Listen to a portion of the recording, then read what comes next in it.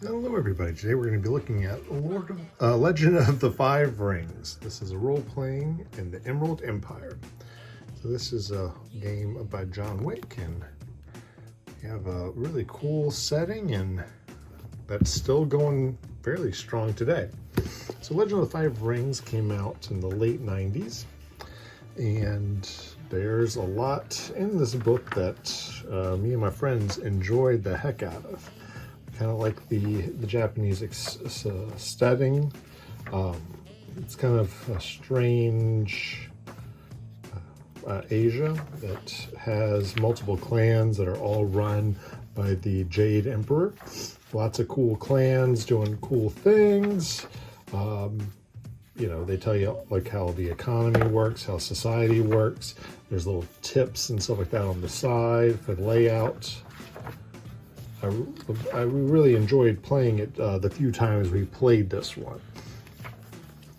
In the end, I think we played 7th a lot more once when that came out, because I think it was just easier for us to wrap our heads around, just because we're silly Westerners like that.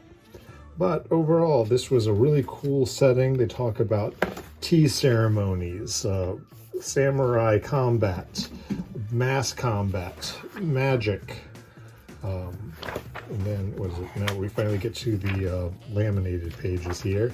When you get here, this is when you have all the advantages and disadvantages, which were so popular back in the 90s from the White Wolf games and such. But you have all these cool clans. You have the Crab Clan that protects the southern border from the wicked, evil, undead, chaos, bad thingies. You have the Crane Clan, which are the diplomats and expert duelists, and their magic is great. The Dragon Clan, they're kind of wild and they depend on luck and have huge swings of effects. They're really kind of cool that way. Lion Clan, they're the big battle fighters that deal in the plains and are probably the best tacticians. The Phoenix Clan, the best mages in the game. Scorpion Clan, the most treacherous of the group, who are also, you know, really good at spycraft and the like. Unicorn Clan, the best at cavalry.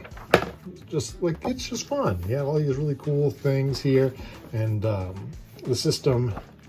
Let's see, we'll get over here to the system. They have like cool maps and stuff like that too, in case you ever need that for games. So in the system, you have the 5 rings. So you have to level up your stuff. So if you had an agility of 3 and an intelligence of 3, that means you have a fire of 3. If you have a stamina of 5 and a willpower of 2, your earth is 2. So you have to get it leveled up to match stuff.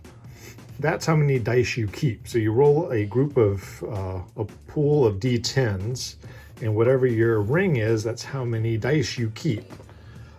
Your void is your limit on how high your rings can get.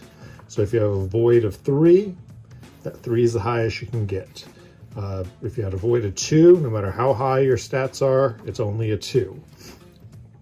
Also, void is your kind of like a lucky die that you can add to rolls and stuff like that.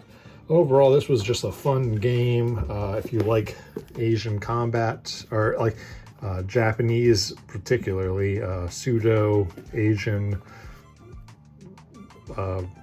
world, Legend of the Five Rings is really good. Rokugan, really fun. This is a very old book at this point. I think we're on the 5th or 6th edition at this point.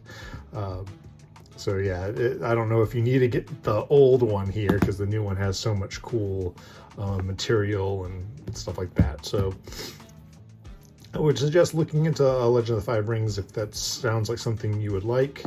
My friends had a great time with it, and I think we even had a better time with 7th, which is the European version of this. So yeah, really great game.